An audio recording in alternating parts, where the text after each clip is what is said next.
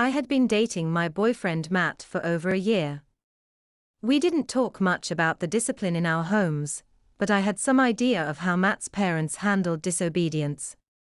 Although Matt rarely mentioned the subject, I knew his father had taken a belt to him on a few occasions when he was younger, while his younger sister Kelly's discipline was left up to their mother.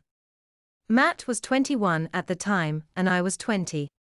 His sister Kelly had just turned 17.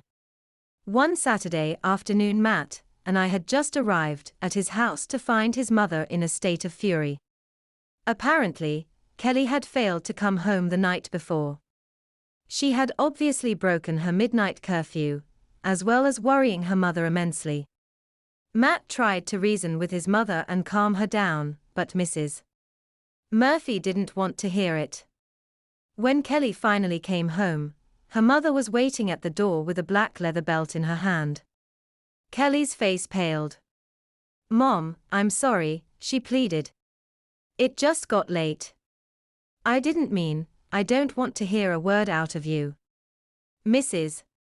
Murphy snapped, grabbing Kelly's arm and smacking her behind hard.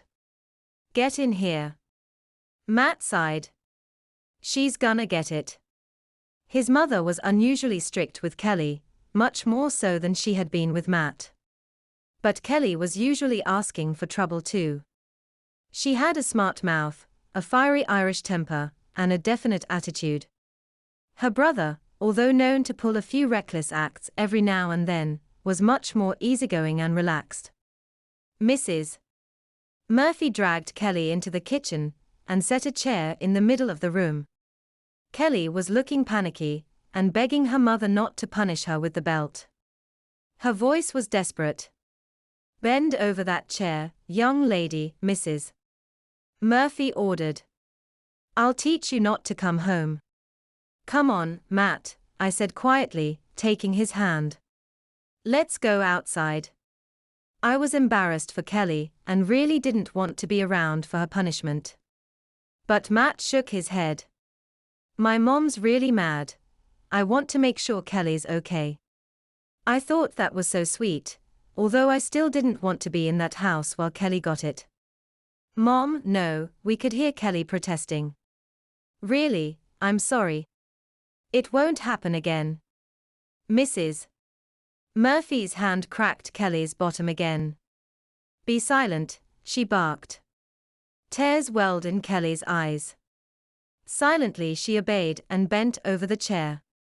Her mom began whipping the belt down. It wasn't long before Kelly's screams and cries filled the house. "Ah," she howled. "Mom, stop, stop." Never had her mother punished her this harshly before. Matt looked tortured as he listened to the sounds of the belt echoing around the kitchen. He visibly flinched as he heard each stroke and Kelly's pained cries that followed. I kept my hand on his arm and watched him fidget. He was very close to Kelly and he had always looked out for her.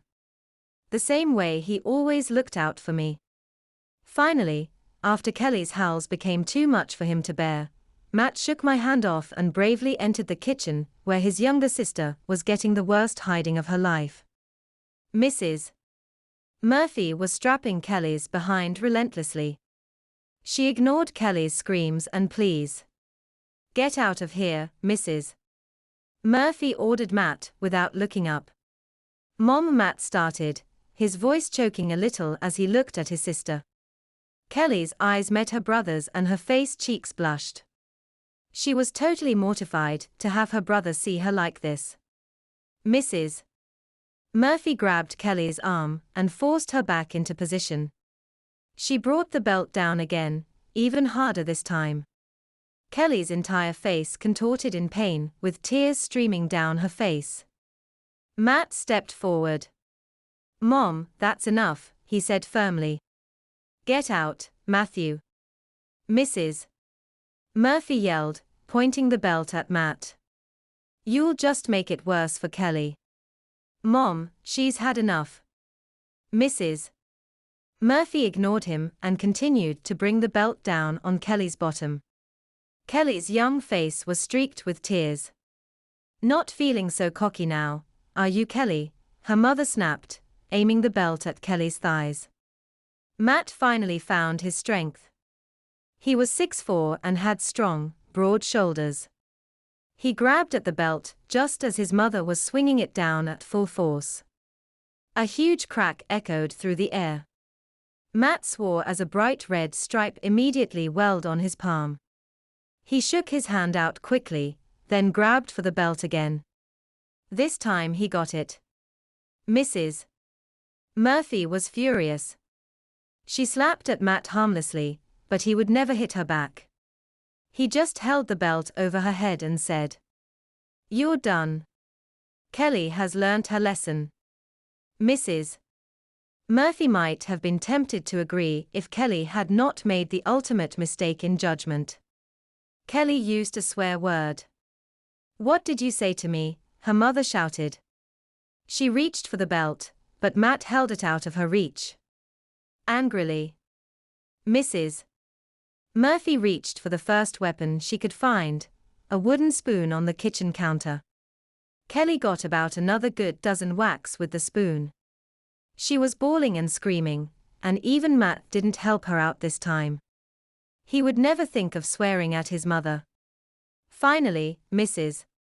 Murphy decided Kelly's punishment was sufficient. "Get in the corner, young lady," she ordered, marching her along, smacking her bottom on the way. "And so help me God, if you so much as swear at me again, you'll be over that chair again faster than you can blink." She aimed 3 more smacks at Kelly's bottom with the spoon, sending Kelly into fresh new tears. It must have hurt so bad.